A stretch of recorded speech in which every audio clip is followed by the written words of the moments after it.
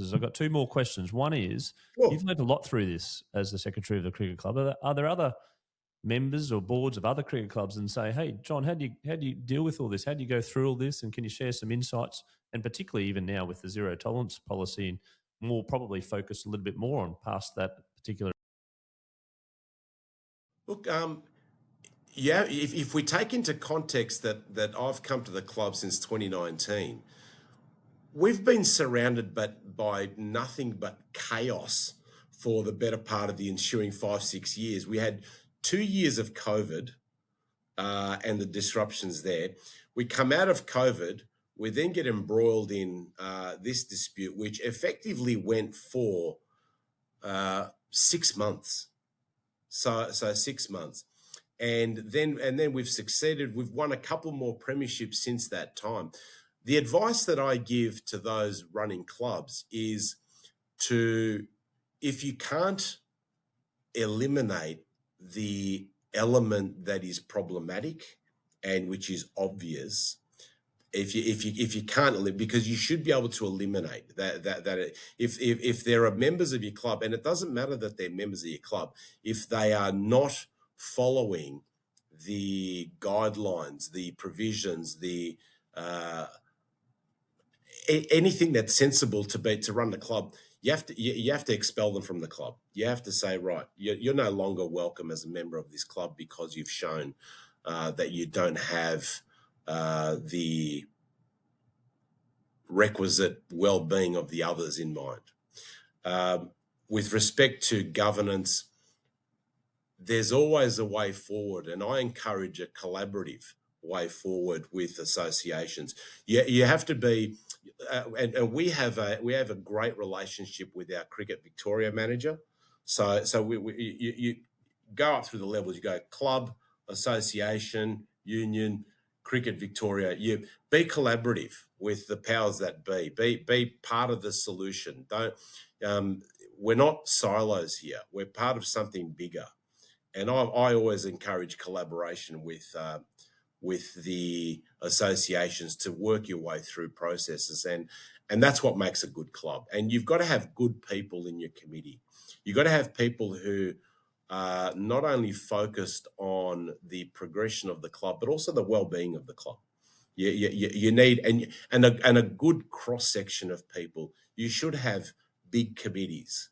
I'm not talking about 25 people on committee, but I'm talking about you should have 8 to 10 members of your committee, because you get a broad cross-section of ideas. You get people who've come from different environments who can contribute positively with their experiences. And so that's important. John, you mentioned 2019 and it's the starting point for Camrea for you. We fast forward to 2029. It will be 10 years in your involvement. Where would you like to see the club? And secondly, how would you want to describe that decade? From my end, in 2029, I'll be 57 years of age. I want to see 50 kids playing various levels of junior cricket at our club. That's my primary focus. But my secondary focus is also to be a well-run club, a financial club, a club that is interested in the well-being of the community, that is a positive addition to the community. Our club plays out of Dunn Street in Kingsbury, and so we're fortunate to have a cross-section of diverse nationalities, ages, cultures that come to our club. But we're also in a lower socioeconomic area, and so as a club we want to support our people as well. And so where I want to see us in 3 years' time, at the end of 2029, I want to see a thriving community club, and I'm sure the council, who again we've got a terrific relationship with the Darebin Council, they built us our amazing brand new club rooms, which are just, well, they're state-of-the-art club rooms. We've got a brand new pitch which was laid 3 years ago. We've got everything, and so I want that to continue to progress. And I also want to be there, maybe not necessarily in a playing situation, but I'm more than happy to stay a secretary till that time, because I love been part of a committee, a successful committee. We've been very fortunate to have some pretty good presidents. It's more the matter of that we've had a brilliant committee that's had to deal with some of this chaos over the last 6 or 7 years, and we're thriving. And we encourage everyone to join our club because we've got it all. Maybe we're fortunate, maybe it's good governance, maybe it's a tick from both columns, but we've got it all. So, and we want to share that with the community. We want to provide an environment, a social environment, a cricketing environment to the community so they can be happy when they come to Dunn Street in Kingsbury.